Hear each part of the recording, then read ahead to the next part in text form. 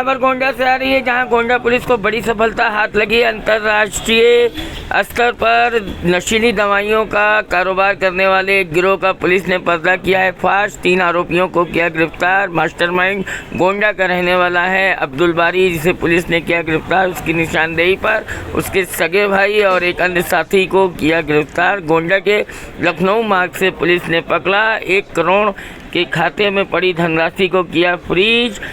फर्जी कंपनी बनाकर ऑनलाइन तरीके से पेमेंट लेकर यूरोपीय देशों और अमेरिका में बेच रहे थे नशीली दवाइयाँ।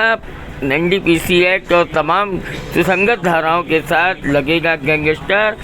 संपत्ति जो इस कारोबार से अर्जित की गई है उसे पुलिस करेगी जब्त। जो हैं वो इम्पोर्टेड मंगाई गई हैं इनके द्वारा, और बाकी जैसे बाइक्स और कार्स ये सब परचेज की गई हैं, और इनके गैंग के बाकी सदस्य हैं उनके बारे में भी हम लोग ने जानकारी दी। तो पता चला है पिछले 3 साल से कारोबार कर रहे थे इंटरनेशनल ट्रांजैक्शंस के लिए। पेपाल वो होती है। गोंडा पुलिस ने अंतर्राष्ट्रीय बाजार यूएसए यूके में करोड़ों रुपए की नशीली दवाओं का इलिसिट ड्रग्स की ट्रैफिकिंग करने वाले साइबर ड्रग अपराधियों के एक गिरोह का पर्दाफाश किया, जिसमें 3 लोगों की गिरफ्तारी हुई। इन्होंने क्रिप्टो करेंसी और वेस्टर्न यूनियन और पेपाल और कंपनी बना के करोड़ों रुपए का ट्रांजैक्शन इसमें किया है, जिसमें से इनको 2 करोड़ से ज़्यादा का प्रॉफिट मिला है। अवैध ड्रग्स को ये अपने एजेंट्स के माध्यम से अमेरिका में जो ऑलरेडी रहते थे, डार्क वेब के माध्यम से या फिर डेटाबेस प्रोवाइड करने वाली मंथली सब्सक्रिप्शन बेस्ड सर्विसेज के माध्यम से ये लोग ले लिया करते थे अमेरिकन लोगों के डेटाबेस को, और फिर उनको वाइप ऐप्स जो नंबर स्पूफिंग ऐप्स हैं उसके माध्यम से मोबाइल नंबर चेंज हो जाता है, अमेरिकन नंबर दिखा के लोगों से मैसेज किया करते थे, बात किया करते थे और उन्हें ड्रग्स बेचा करते थे। इसके लिए वो अपने सप्लायर्स जो इंडिया बेस्ड सप्लायर्स हैं, बड़े बड़े सप्लायर्स, उन लोगों के नाम सामने आए हैं जो अपना स्टॉक अमेरिका में या यूके में रखते हैं। इसके अलावा कुछ अमेरिकन लोगों के भी नाम सामने आए हैं जिनका हम लोग बाकी एजेंसियों से नाम शेयर करेंगे। इसके अलावा क्योंकि इनका काम करने का तरीका थोड़ा यूनिक है, तो ये क्रिप्टो करेंसी में डील करते थे, और इसके अलावा ये वेस्टर्न यूनियन मनी ट्रांसफ़र में करते थे, जिससे केवल एक कोड और एक नाम बताना पड़ता है और अपनी बाकी डिटेल्स नहीं देनी पड़ती है, जिससे ट्रेस करना थोड़ा मुश्किल हो जाता है।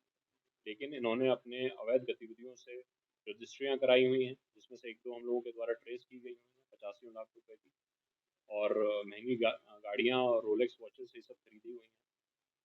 इसके ये सब हम लोग इस गैंग की और अपराध से अर्जित संपत्ति को हम लोग ट्रेस कर रहे हैं। इसके अलावा गैंग के बाकी सदस्य हैं, उनकी शीघ्र गिरफ्तारियों के लिए मल्टीपल टीम्स हम लोगों ने गठित कर दी है, और इंटरोगेशन रिपोर्ट इसकी बना के इस गैंग की मोडस ऑपरेंडी के बारे में हम लोग बाकी जनपदों को भी बताएंगे, ताकि सिमिलर तरीके से यदि कोई गैंग चल रहा हो तो उसकी भी गिरफ्तारी की जा सके। देखिए, अंतर्राष्ट्रीय लेवल पर कारोबार कर रहे थे, मुख्यतः यूएसए यूके में करते थे और अन्य देशों में भी करते थे। कहीं पर भी ये इनके द्वारा हम लोगों को फेडेक्स के माध्यम से कहीं पर भी नशीली दवाएं ये लोग इलिसिट ड्रग्स कुरियर कर दिया करते थे, या फिर उसी कंट्री में यदि उनका कोई एजेंट होता था तो उसी माध्यम से उस एजेंट को कहकर वहाँ पर कस्टमर को पहुँचा दिया करते थे। तो इनका बड़ा कॉम्प्लेक्स और अंतर्राष्ट्रीय लेवल पर फैला हुआ ऑपरेशन था, जिसको गोंडा पुलिस द्वारा ध्वस्त किया गया है। इसमें साइबर जो सेल है हमारा, उसकी भी मदद ली गई है, और हम लोग और भी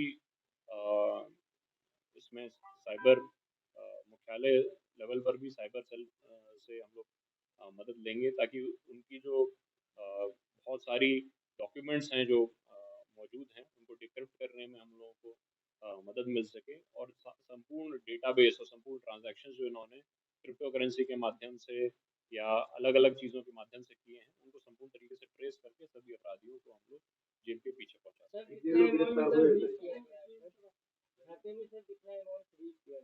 इनके खाते में और इनके जो क्रिप्टो करेंसी ऐप है उनके बैलेंस है, उसमें करीब 1 करोड़ रुपए का अकाउंट है वर्तमान में जो मौजूद है, और उसको हम लोग फ्रीज हम लोगों ने करवा दिया है। और बाकी और इनके अकाउंट्स के और अपराध से अर्जित संपत्ति जैसे कि रजिस्ट्री वगैरह करना पता चला है, और ये हैदराबाद और मुंबई भी ट्रैवल करता रहता था, तो उसके बारे में भी हम लोग जानकारी कर रहे हैं। तो उनकी भी यदि कोई प्रॉपर्टी होगी, यदि कोई गैंग के मेंबर होंगे वहाँ पर, उनकी भी हम लोग गिरफ्तारी करेंगे। देखिए, जो अपराध से अर्जित अवैध संपत्ति है उसमें गैंगस्टर एक्ट की कार्रवाई होगी, और उसमें हम लोग 14(1) के तहत उसको सीजर की कार्रवाई करेंगे। इस गैंग के 3 लोग अभी गिरफ्तार हुए हैं। इसमें एनडीपीएस एक्ट की वो धारा जो अंतर्राष्ट्रीय लेवल पर ट्रैफिकिंग करने पर लगती है, वो धारा उसमें हम लोग ने लगाई है, और इसके अलावा आईटी एक्ट भी और धोखाधड़ी की धाराएं उसमें लगी। 5-6 लोग जिनके साथ और काम करते थे उनको हम लोगों ने आइडेंटिफाई किया है, उनकी भी गिरफ्तारी होगी, और उनके डिस्ट्रीब्यूटर्स जो लखनऊ में, दिल्ली में, मुंबई में बैठे हुए हैं और यूएस और यूके में उन्होंने अपने बेस बनाए हुए हैं अवैध ड्रग्स को बेचने के लिए, उनको भी हम लोगों ने आइडेंटिफाई किया है, उनकी भी ये आरोपियों में अब्दुल हादी और अब्दुल बारी नाम के 2 भाई भी हैं, जो गोंडा के रहने वाले हैं, जो इस ऑपरेशन को चलाने वाले मास्टरमाइंड।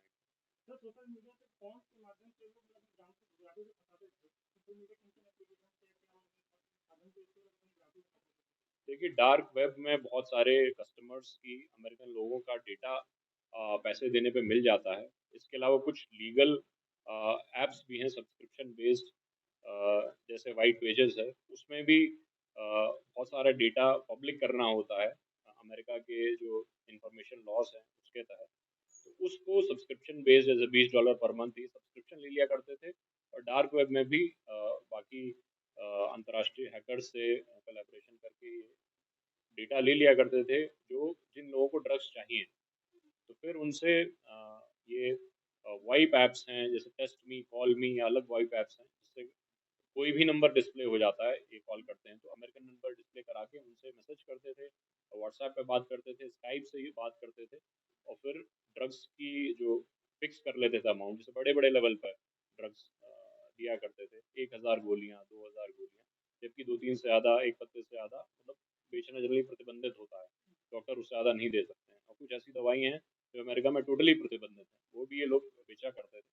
तो इसमें हम लोग अन्य एजेंसी से भी कोलैबोरेट करेंगे, ताकि सर आपने बताया कि यहाँ पे ये कंपनी डाल रखी थी इन्होंने, तो ये कैसे पहुँचा देते थे अमेरिका इतनी ज़्यादा मात्रा में दवाई?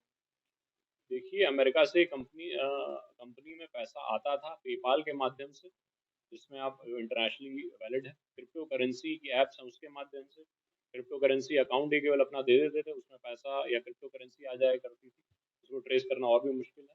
और वेस्टर्न यूनियन मनी ट्रांसफ़र के माध्यम से, जिसमें केवल आपको एक नाम और एक कोड बताना होता है, तो वो वेस्टर्न यूनियन में अमेरिका में आदमी नाम और कोड के साथ पैसा जमा कर देता है, और कुछ कमीशन लेके कट के इनको यहाँ पर पैसा मिल जाया करता था।